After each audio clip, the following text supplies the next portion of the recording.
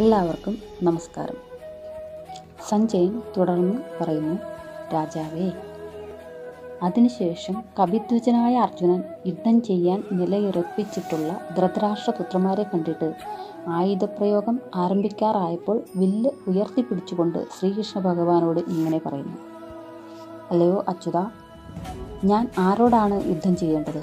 യുദ്ധം ആഗ്രഹിച്ച് തയ്യാറായി നിൽക്കുന്ന ഇവരെ ഞാൻ നോക്കിക്കാണുന്നതുവരെ അങ്ങ് രണ്ട് സൈന്യങ്ങളുടെയും മധ്യത്തിൽ എൻ്റെ തേര് കൊണ്ടുപോയി നിർത്തിയാലും എന്ന്. മലയാള പരിഭാഷ: ഹേ രാജ, പിന്നെ ആ പാണ്ഡുതൻ പുത്രനാം അർജുനൻ തൻ കപിധ്വജമുള്ള തേരതിൽ നിന്നു തൻ വില്ലുമെടുത്തു നിൻ പുത്രരെ വീക്ഷിച്ചു നിന്നിതാ കൃഷ്ണനോടോതുന്നു: ആരൊക്കെ ഈ ധർമ്മയുദ്ധത്തിൽ എന്നുടെ വൈരിയായി നിൽക്കുന്നതെന്നു വീക്ഷിക്കുവാൻ തെറ്റുപറ്റാത്ത നീ നിർത്തിയിട വേണമേ ഇരുസേനാ മധ്യത്തിൽ എൻ്റെ രഥത്തിനെ.